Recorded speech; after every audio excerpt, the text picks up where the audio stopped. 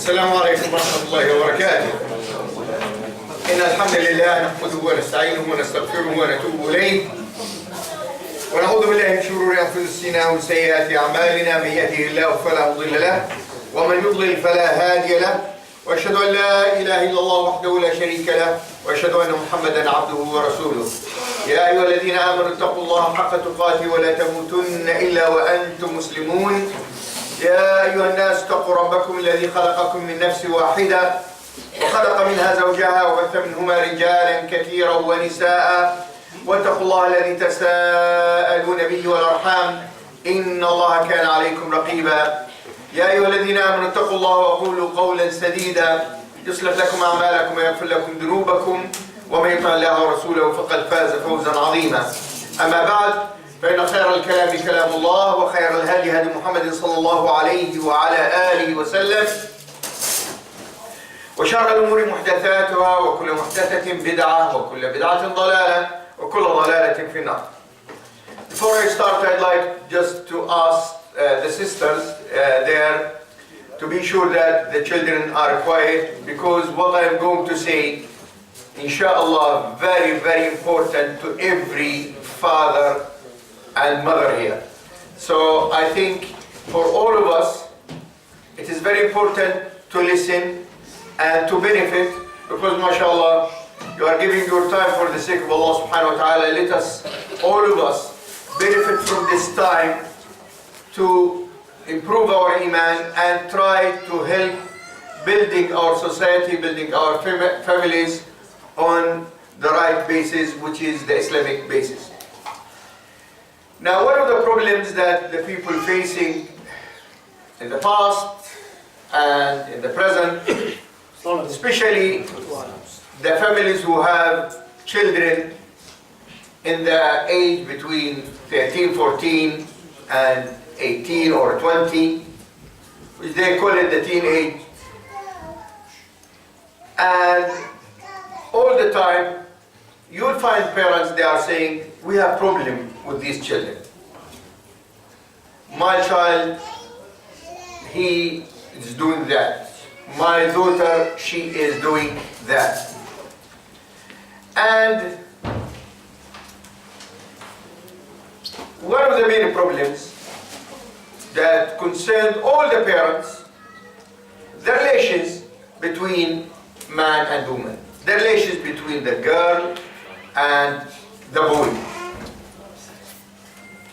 So I'd like to talk firstly about this relation, which is the people, they call it love. What is love? Is there anything called love? Yes, indeed. We cannot deny this fact. We cannot say, no, there is nothing called love, it is just a joke. No, it's not a joke. It is a fact. And the whole universe built on love. Allah subhanahu wa ta'ala, when He described the relation between Him and His servant, He said, يُحِبُّهُمْ وَيُحِبُّونَ. They love Him and He loves them. And the Nabi sallallahu alayhi wa sallam, he loves us. And the Sahaba, Ridwanullahi alayhim, showed the highest level of love to the Prophet sallallahu alayhi wa sallam. One of the examples that Abu Bakr radiallahu anh, he was talking about a situation that the Nabi sallallahu alayhi wa sallam asked to drink some milk. And he said, so Abu Bakr gave him the cup, and the Prophet sallallahu alayhi wa sallam started to drink. So what Abu Bakr said, the Nabi sallallahu alayhi wa sallam, shariba hatta irtawayt. So Nabi sallallahu alayhi wa sallam, he drank until I was full up. Subhanallah. So who was drinking? Who was drinking? The Prophet. But who said I was full up? Abu Bakr. This is the level of love that Abu Bakr reached with the Prophet sallallahu alayhi wa ala alihi wa sallam.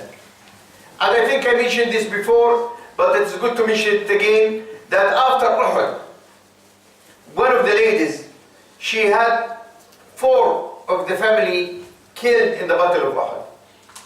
So when the people came back and they have many people killed, 70 Sahabi killed in Bedford, in Uhud. And they told her, 4 of your family has been killed, shuhada. She said, no problem. Tell me about the Prophet sallallahu alaihi wasallam. This is the level of love that the Sahaba radhiyallahu alayhim reached with the Prophet sallallahu alaihi wasallam. And Allah subhanahu wa ta'ala, when He spoke about the relation between us and the previous nations or previous believers, Allah subhanahu wa ta'ala, يَسْتَغْفِرُونَ لِلَّذِينَ آمَنُوا, they are seeking forgiveness for those who before them. And when He spoke about the Ansar, He said, يُحِبُّونَ مَنْ هَاجَرَ إِلَيْهِمْ, they love those who migrated to them. So all the relation between believers, as Allah subhanahu wa ta'ala mentioned, it is built on love. When Allah subhanahu wa ta'ala spoke about the relation between man and woman, He said, وَمِنْ آيَاتِهِ خَلَقَ لَكُم مِّنْ أَنفُسِكُمْ أَزْوَاجًا لِتَسْكُنُوا إِلَيْهَا وَجَعَلَ بَيْنَكُم مَّوَدَّةً وَرَحْمَةً. So He created from yourself spouses, so you will have tranquility with them. And He created between you mawadda, which is type of love, wa-rahma, and mercy. And obviously, brothers and sisters, all of you, you know that you'll find some people when they're work and they like the job, what they like, say, I like this job, I love this job. And when they don't like it, you'll find them trying to quit, trying to find another job. So what I like to say, the whole universe built on love. But the love in the Islamic understanding is totally different from the love in the non-Islamic understanding. Actually, what they call it love in these days, it has nothing to do with love. It is only expressing the lust, trying to fill or fulfill the lust between man and woman. This is the only expression or the only definition of love these days. Because the love is part of the relation between man and woman in the marriage life. But do you think the media these days, when they talk about love, they talk about the love between man and woman? No. Just go to the internet and read the jokes about husbands and wives. So you'll find someone, he put an ad in the newspaper saying, so if you take my wife, I'll give you 500 pounds. So the next day, you find 50 people, they say, we'll pay you 1,000 pounds, but take mine. This is how they express that they don't like. And if you read the jokes about how the women talks about their husbands, then you'll find this is part of the culture.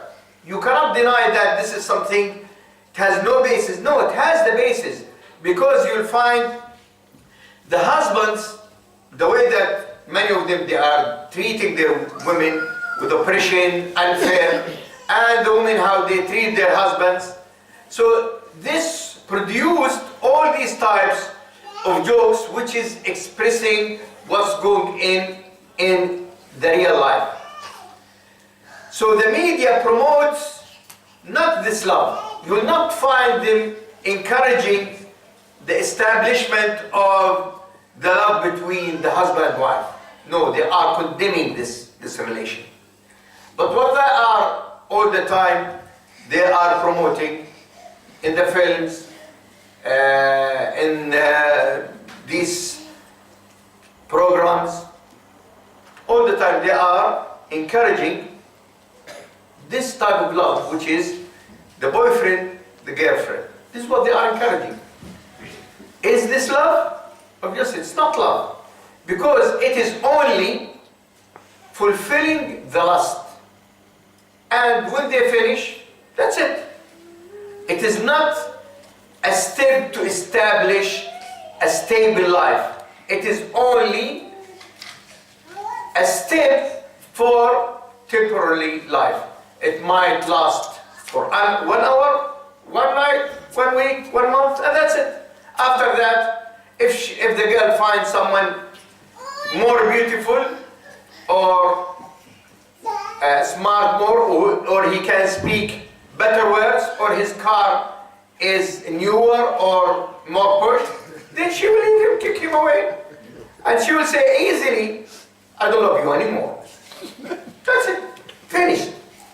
Because the whole thing built in force, built on lust, built on desire. Why the Islamic view talking about the love which will build. When Allah subhanahu wa ta'ala said, جَعَلَ بَيْنَكُمْ مَوَدَّةً وَرَحْمَةً, Allah subhanahu wa ta'ala likes this mawadda, this love, which is between husband and wife, to establish a family. And this family will establish a society. So when the relation between husband and wife built on mutual love for the sake of Allah, then the wider family, they love each other because they are believers. They love each other because this is how المؤمنون, as the Nabi sallallahu alaihi wasallam said, والله لا يؤمن أحدكم حتى يحب لأخيه ما يحب لنفسه. You will not be true believer until you love for your brother what you love for yourself. So this means that every single member of the Muslim society loves the other member of this society. So the husband loves the wife loves the husband, the brothers like the brothers, the sisters like the sisters, and the children love their parents, the parents love their children. So the love will be a phenomenon which is all over the place. Everyone loves each other. This is how you can establish the Muslim society. But nowadays, brothers and sisters, what we find is, as I mentioned earlier, a different type of love. So you'll find, especially when it comes to the sixth form, to the colleges, just they move there because they are 16, 17, move there, they are a new environment now. It is not school, and there is relax in the legislations there or the rules. It is not like the school. There is not a teacher trying to control the class and these things. No, it is more relaxing, and even the time is different, and they have more time to meet, because at school it is very restricted. There is lessons, and when they go there they have few minutes. But in the college it is different time now. Why? Because sometimes they have only 2 lessons a day, then they have 4 or 5 hours. So they can sit in the canteen there, they can go to the cinema, they can go out, they can meet in the park, they can meet in the town center. There's many places to do. They can do many things. And this is how it starts. Start with that maybe during the lesson there is a smile. The smile comes back. MashaAllah. She likes me. Okay? Then the smile comes. Hello, how are you? Which school you come from? Oh, I came from. Oh, I know that school. I've been there. Okay. Then more. Can we have a cup of tea? Maybe she's at the beginning, or he say no. He thinks, or maybe he don't want to be embarrassed in front of the other students. Then maybe they accepted. Then start with a cup of tea, coffee. Then after that, maybe a dinner and a cinema. And maybe it will be somewhere something worse.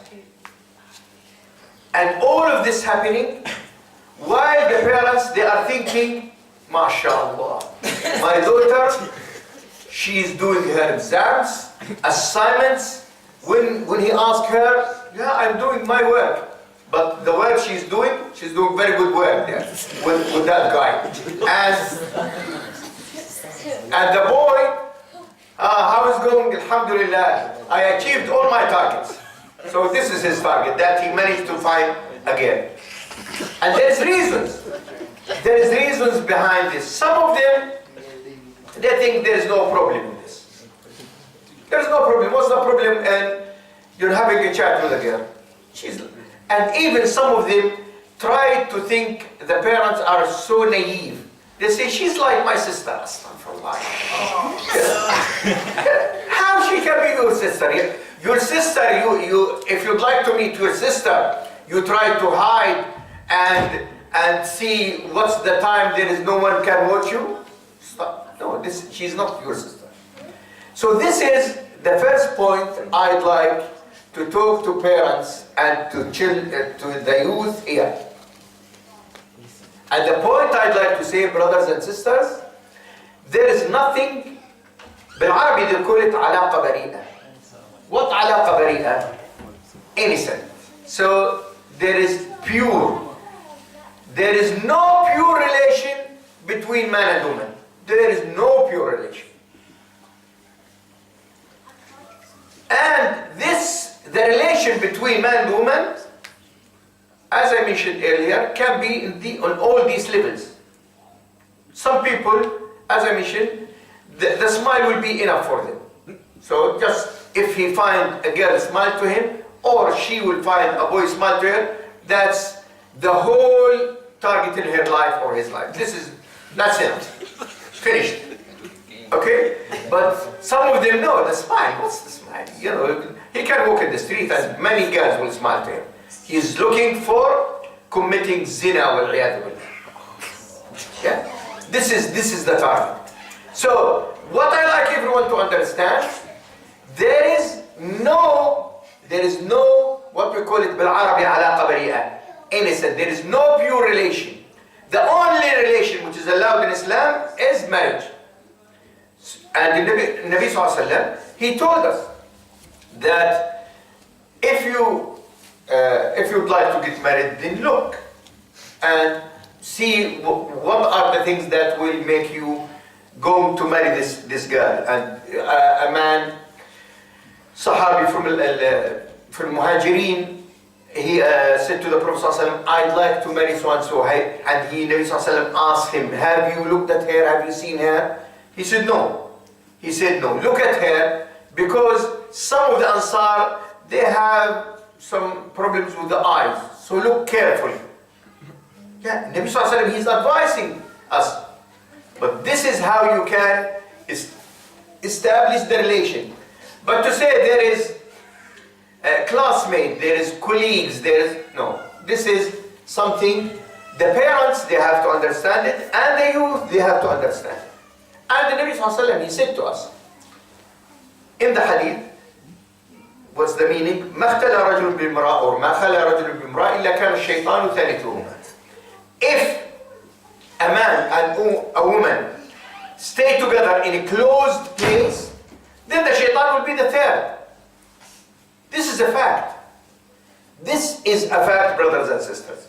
If the boy and the girl sit in a closed area, then the shaitan start playing.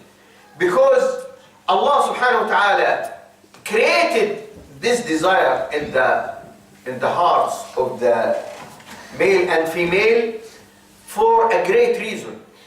And the great reason is the continuity of a human being.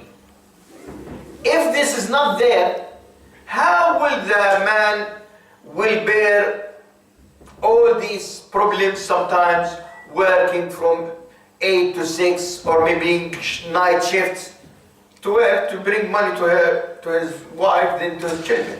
Why you do it? If the desire is not there, he will say, oh, let me stay there, working 3-4 hours and go buy chicken and chips and that's it. So finish. And he can live in a single room or a share room. But Allah subhanahu wa ta'ala created this in the heart of the man and the woman. Why the woman? She bear to be pregnant and Then after that, give birth and look after the children, change the nappies and all of these things. Why? Because there is something. So Allah subhanahu wa ta'ala created the desire that the woman likes the man likes the woman, for a great objective. What's the great objective? The continuity of the human beings. So Allah subhanahu wa ta'ala likes the people, they will be there and they will establish the life on this earth and worship Allah subhanahu wa ta'ala. So this relation has to be controlled in a way, because if the people, they don't control it, then they will have many problems. And when I hear the stories, brothers and sisters, about the colleges mainly, and obviously the universities. In the universities it is worse actually. But it starts with the colleges, and you will hear some stories about schools. But as I said, so when Brother Talib was talking about abandoned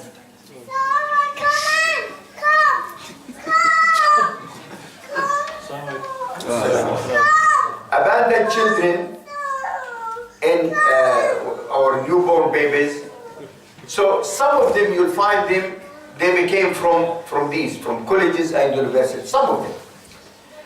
And you'll hear all the time about abortion, about people talking, parents coming and asking, what shall I do? I have a problem. My daughter, she's pregnant. What shall I do? I am talking here about facts, brothers and sisters, and I heard and some contacted me talking about this. What shall I do? Now, we are responsible for this. As parents, we are part of the problem. This is why, inshallah, in the next minutes, I'll talk about how we can tackle this problem, how we can sort it.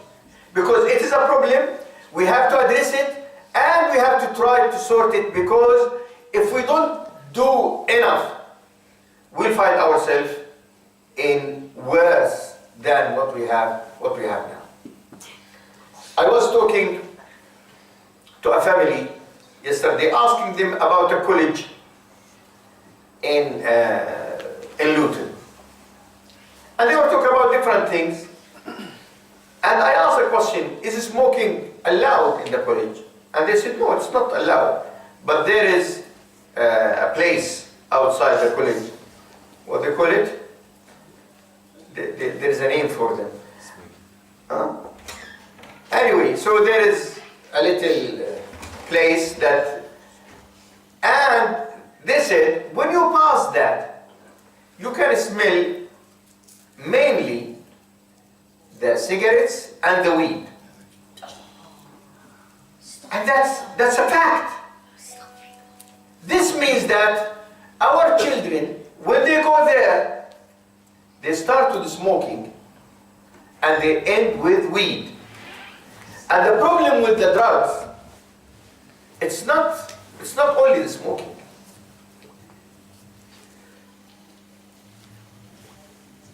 One of the prisoners told me, he's a Muslim prisoner, he told me, when I became in the habit of drugs, I started taking money from my mother. So I said, give me 20 pounds, 50 pounds. Then when she started not listening to me, I started making troubles and smash the things. Then I found, no, there is something easier.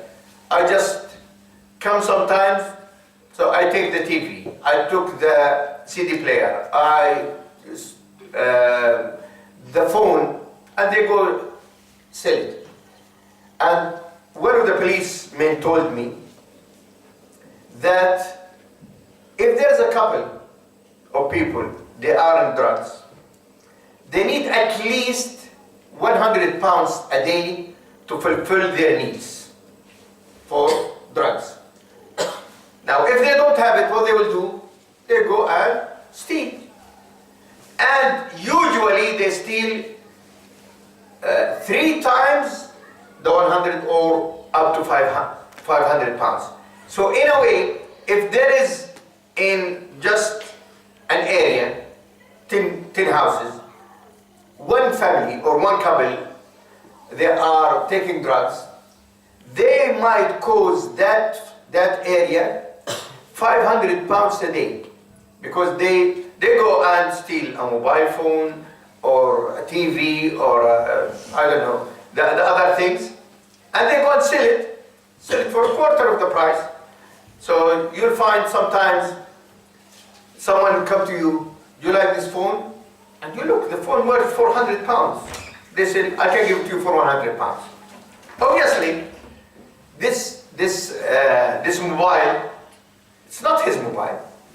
Or they come to sell you a TV. I say to you, "I can give you TV plasma 72 inches for 200 pounds. And you know that if you'd like to go to buy it, I don't know, 500 pounds, 600 pounds. Obviously this is stolen. And unfortunately, you will find some Muslim, they say, "Oh, mashallah, it's a bargain." Come on, brother. What a bargain if you know that never, ever someone will buy a TV for 600 pounds, then sell it for 200 pounds. You know that's been stolen. And you are part of the crime when you do this. And cars, you'll find cars, the same thing. So the idea is, this is what they are doing. If you don't know, you must know, brothers and sisters. So there is this haram relation between men and women, girls, boys. There is smoking and there is weed, and the weed can go to heroin and just name it. Allah knows what this will end. And where you will find these children later? You'll find them, if they become drug addicted, you'll find them in the prison, or you'll find them committing crime or theft or all these type of things. Even you'll hear these days about shooting. And it is sad, brothers and sisters, to tell you that shooting in Luton, particularly in Muslim areas. And I knew about one of the shootings. It is because of a drug dealer, 2 drug dealers, one from Slough and one from Luton. And you know how much they are talking about? They talk about 100,000 pounds. So what happened? That he took the drugs from the one in Slough and he didn't pay him back. So the one in Slough, he wants to kill that person until he gives him money back. 100,000 pounds. You know, when there is people selling 100,000 pounds in a small town like Luton, this means you are affecting minimum 200 people, if it is not more. You can imagine, and you know the mental effect of the drugs on everyone, on the person himself, on the family, if he is married, on his wife, and on the children. All of this affects the whole society. The whole society will be affected with this. So these are the main things. Alcohol, which is brother Talib Zallah here spoke about it, is less. And this is something strange. So when you look, you'll find the people, they are drinking less. Because drinking is haram. Isn't it? But drugs is halal. This is the fact. The people treating drinking, astaghfirullah, no, I cannot touch it. But drugs, there's no problem. And obviously the relation, they're treating it with lighter. So there's no problem. Friendship, and some of them, I just waste my time. Yeah, just because I have a lot of time, I don't know what to do. So I just spend the time with messages. And look now, just if you do a survey, take 20 boys and 20 girls who are going to colleges and universities these days. I challenge you, if, let me say, more than 10% of them will allow you to touch their phone, to see the messages on WhatsApp or Facebook or Twitter or the others. No. It's privacy. What privacy? When it is halal, do you think if everything in halal in the phone, if everything in the phone is halal, they don't mind? Okay, I can give you my phone now. Read it. Yeah, no problem. Because I'm sure that it is halal. There is nothing. I didn't send the message haram. I can give it to all of you to read it. I have no problem. But if you do this to the girls and boys, no. Why? Because they are in this problem. Now let us talk now about how can we solve this problem. Do you agree that we have a problem, brothers? Yes. Or am I talking about something in the mood? Do you agree? Alhamdulillah. Okay. The first point, I think, بالعربي they call it تحديد المرجعية. What do you mean by that? That all the family must agree on one principle. And the principle is that the Quran and the Sunnah is the controller of this house. And this is very important. Because if from day one, you and your wife all the time remind the children that Allah and the Prophet ﷺ are the main authority, then when there's something happen and you go to talk to your child, even to your father or to your daughter, you say to them, قال الله قال الرسول. Then there is no argument. But if قال الله قال الرسول comes only when there is a dispute, but other than this, there is no Allah, no Rasul. No. You have to establish this in the house. That who's ruling this house? Allah. Allah's book and the Sunnah of Prophet Muhammad sallallahu alaihi wasallam. But the problem is that the families, you'll find sometimes the father, mashallah, he's practicing strict. And the mother, she's 50-50. Or the other way around.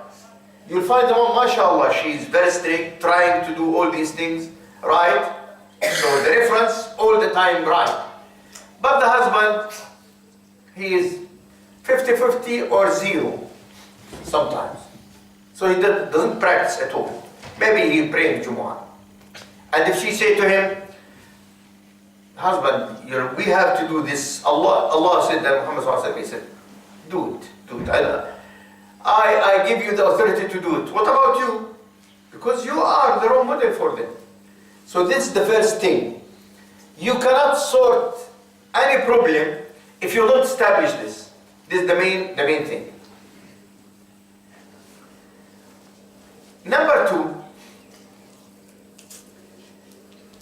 you have to establish in your children al-muraqabah. What's al-muraqabah? Al-muraqabah, Allah subhanahu wa ta'ala mentioned it in Surah An-Nisa. The first ayah. At the end of the first ayah, he said, إِنَّ اللَّهَ كَانَ عَلَيْكُمْ رَقِيبًا. So Allah subhanahu wa ta'ala is watching over you. So, you act according to this as a father, as a mother. From they start being little children, you instill this or install this in their minds. Remember, Allah subhanahu wa ta'ala is watching over you. And I read a story the other day, which is inspired me to say that why we don't, as parents, to put in the house this ayah, إِنَّ اللَّهَ كَانَ عَلَيْكُمْ رَقِيبًا. Allah is watching over you. Put it on the TV. So this means that I will not watch haram film. Put it on the laptop. So this means I will not use the laptop in haram way. Make a small one and put it at the back of the mobile. Inna Allah kana alaykum raqiba. Put it in every room. Put it when the person enters the house. Inna Allah kana alaykum raqiba. And other reminders. But the idea is, this is why when I read the story, I'll tell you the story because it will inspire you. That a man came to the market and he found there is different shops. Then he finds a shop and there's an old man and the dust everywhere and there is two pictures or two frames. And he was a king. And he said to him, what are you doing here? He said, everyone here, he is selling goods, I am selling wisdom. Do you have customers? He said, yes, sometimes I have customers. He said, okay, can I buy that frame? He said, okay. So what he did, he moved the dust. So it is written, بالعربي, فكر قبل أن تعمل. Think before you do anything. So he looked at it. And he said, okay, how much? He said, 1,000 pounds. He said, what you are talking about? 1,000 pounds for this frame which is all with dust? Leave it. I'll give you 10 pounds. He said, 1,000. Take it or leave it. Then the king left the shop and he started thinking that, yeah, it makes sense. So why if I take it just to make it something that I think about it all the time? So he went back and he said, okay, I'll buy it from you. I'll give you 500 pounds. He said, listen, 1,000 pounds. Take it or leave it.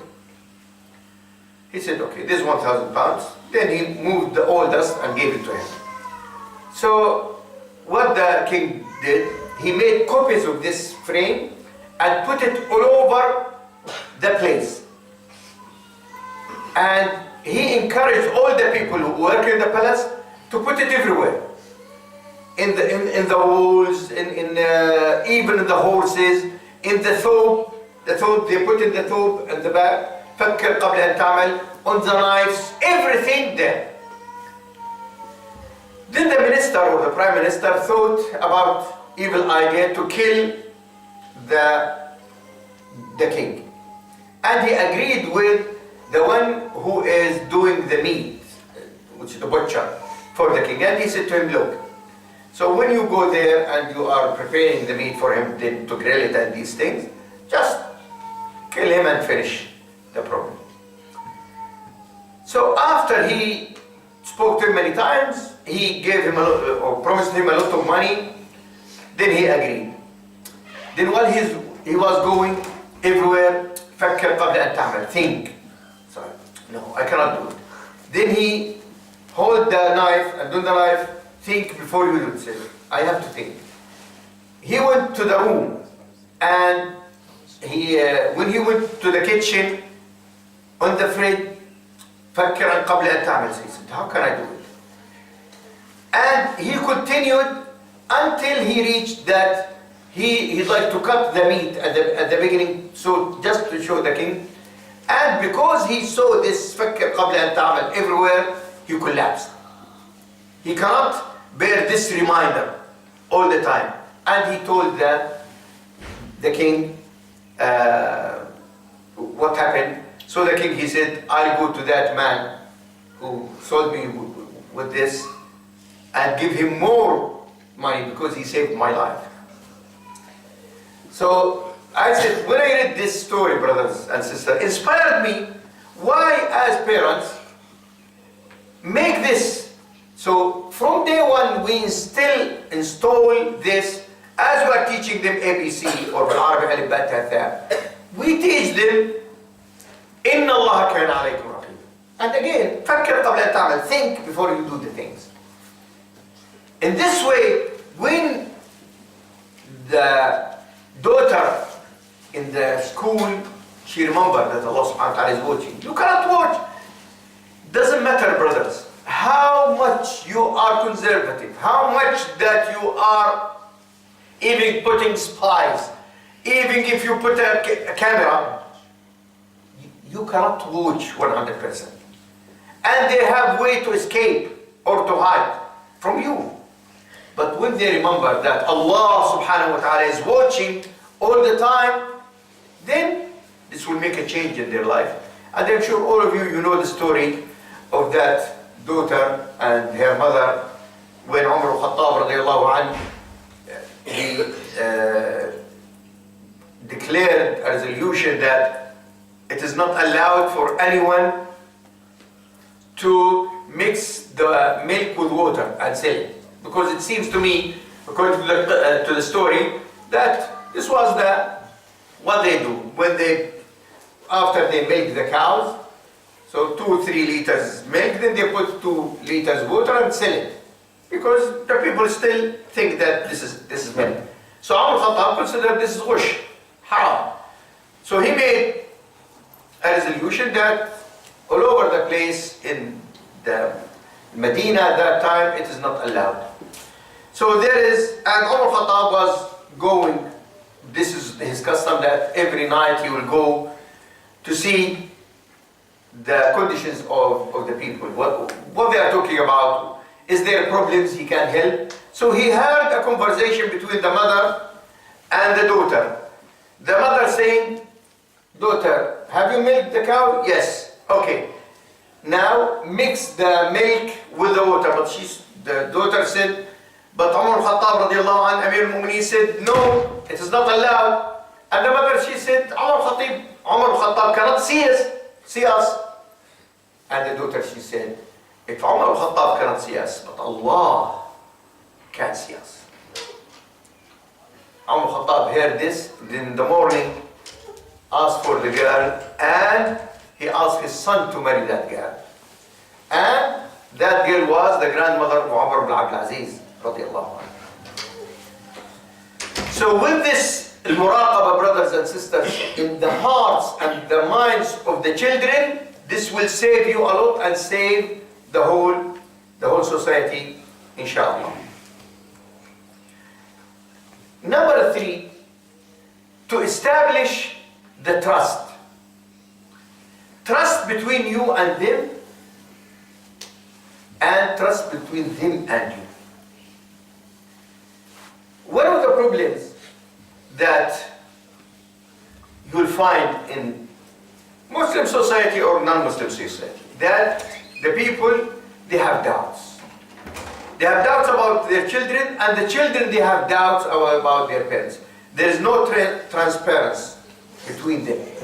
So sometimes the child will notice that there is a lot of money coming to the house. But what is his father doing? He's only taxi driver, with full respect to all the brothers. I know they are making a lot of money, mashallah. Okay? Then he found that his father, maybe the income will be 2,000-3,000 pounds, but he'll buying something every month, 2,000-3,000. This is not the income from a taxi. So what are you doing? Alhamdulillah Rabbil Alameen. Ya Rabbi lak alhamd. Every day I have a lot of customers and they trust me. But obviously, there is something behind this. They know that he's a teacher, for example, and they know the salary, but the luxury life there's something behind, which is, unfortunately, I go back to the drugs. It is something to do with drugs or something illegal. There is no doubt about it. You'll find the mother or the wife has doubts about the husband. The husband doubts. So that you have to build that trust. And the Nabi, Allah subhanahu wa ta'ala, told us this in Surah Al-Hujurat. Ya ayyuha alladhina amanu, ijtanibu kathiran min al-dhann, inna ba'da al-dhanni ithm. Or you who believe, avoid a lot of suspicion. Because some of the suspicion is ithm, is a sin. And that's true. Yani, I like one of the examples that one of the Sheikh said that sometimes you are sitting and there is a call come to your wives or your son or daughter. You look, then they close it. Who is that? Give me the phone. Okay, maybe it might be something wrong and it might be a wrong number. Do you receive wrong numbers sometimes or not? You receive. Just imagine that your wife, every time that there is unknown number phone you or by mistake ring you, then she might, I'm talking about wives now, she make your life nightmare that night. You have to tell me now who's that lady. How long she been talking to you? Where you met? No, it's not for Allah. Let us build the trust. Build the trust. But show your son and daughter you trust them. Show your wife you trust her. The wife trusts the husband. With the trust there, when it is there and established, then the child will think 100 times, brothers and sisters, before they broke their trust, before they break their trust. Because this something will be now in their hearts, in their minds, and they think, my father trusts me. I don't want to break this for little things. No, I don't want to do this. And even when the trust is there, even if there is a problem, they will come and talk to you. And you will help them in sorting the problem. But when there is no trust, and sometimes what will happen, I've seen this with some family, especially when the children become in that age, 13, 15, 17, 20. Where have you been? I've been with my friend. You are a big liar. No, you are somewhere else. Tell me. I'll tell you, I will phone him. I don't want to phone him. I know he will cover me. SubhanAllah. Now, what will happen here? If that boy or that girl, they are really trustworthy, they are telling the truth. So the first time, they bear it and understand it. But the next time, what will happen? If they do something wrong, and you accuse them, you say, anyway, you are not believing me. Why shall I tell you the truth? Then they just say any story. No. Make these children believe that telling the truth is the best way. And make them feel that you trust them and they trust you. Make your wife all the time feel that you trust her. And if there is anything, you are transparent and you are talking frankly, openly, because I say this to the youth who are listening today. Believe me, brothers and sisters, no one on earth will love you more than your parents. Sometimes you think your mom is your enemy. Why? Because she doesn't accept what you are doing. Or your father, he is your enemy because he's telling you off. He or she telling you off sometimes for your future. Because they think about your future, they think about your deen, they think about your akhirah. When they advise you, this advice came from love, not from hate. Don't tell me that parents hate their children. Never. Because this is something Allah subhanahu wa ta'ala created it in the hearts of the children. The other way to, or the other tool of tackling this problem, brothers and sisters, is al-hiwar, dialogue. Dialogue, conversation, in many families, absent. So you know, in some classes, there's some children, when they take the registry, so and so, absent. So the same in many families. Dialogue, Salaam alaikum, dialogue. Oh, I'm not here. What's there? Shouting. Dua. Astaghfirullah. Telling But daughter, son, how are you? How are things in the school? What did you learn today? How about your friends? How about the teachers? Can we go through one of the books? Do you have assignment? Maybe I can help you in this. Do you have any problems? Anyone tells you something? Now when there is, we call it بالعربي حوار. I'd like you to learn this word, حوار. When there is حوار, this child will feel that